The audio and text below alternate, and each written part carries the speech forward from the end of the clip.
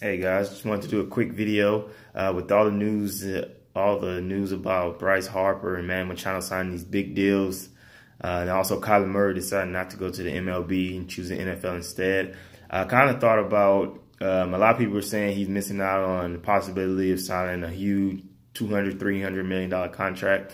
So once Manny Machado signed his deal, I kind of thought about who was the person drafted the same year, same pick in the NFL draft the same year as Manny Machado, and I wanted to compare their career earnings. So I looked it up. It was Gerald McCoy. So it's actually a perfect comparison because it's two people who kind of made it to the mecca of contracts in their sports. I wanted to do kind of a timeline just to show you the difference of NFL and MLB. I think we all know if you get to that point in the MLB, no one compared to that kind of money. But at this point, I just wanted to compare and see where they're both at. So they both were drafted with the 3rd overall pick in the 2010 draft in their respective drafts.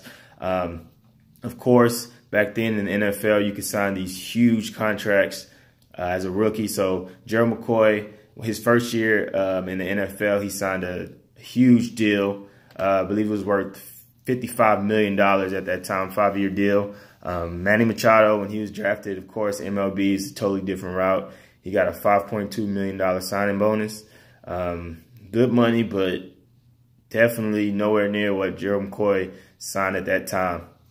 So, of course, Gerald McCoy, first-round draft pick, $55 million coming. Manny Machado, just like any other MLB player, you got to go through the minor leagues. So after that first initial signing bonus, he didn't make over $1 million again until 2016. So at that point, in 2016, Gerald McCoy had already made over $50 million.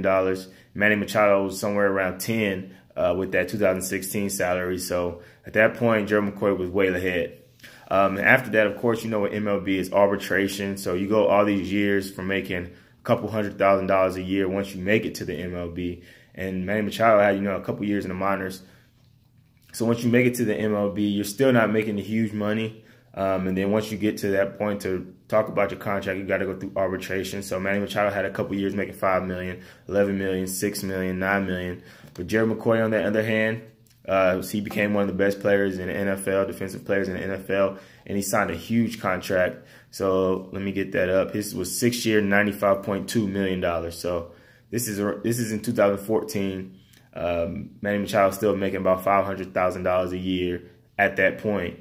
And so now that's the current contract Gerald McCoy is on. So as of this point, after the 2018 seasons, Gerald McCoy has earned $110 million to this point. Manny Machado, he's only earned $39 million. So you have $110 million versus $39 million to this point.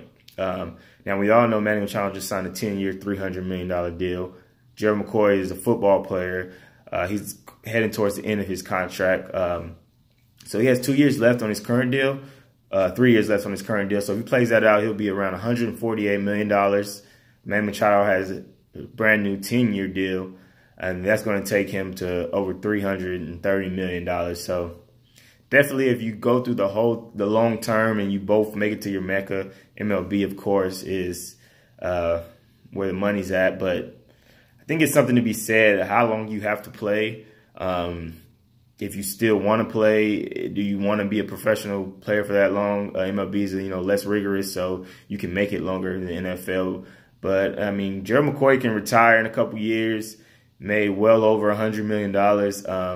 So it's kind of apples and oranges, but at the end of the day, I mean, whatever you feel like you can make the most money at. Some MLB players get drafted that early, never make it to that huge deal. They'll be in the minors for years and years and years. So Kyler Murray, you can't really say if he made the right decision or not. It's all about how his career takes point. But I think it was a cool comparison of two players drafted at the same time, where they're at right now in their career and how the future is going to shape out for both of them. So comment below. Let me know what you think. Also, check out my new website. It's called themoneyofsports.com. I'll put a link below.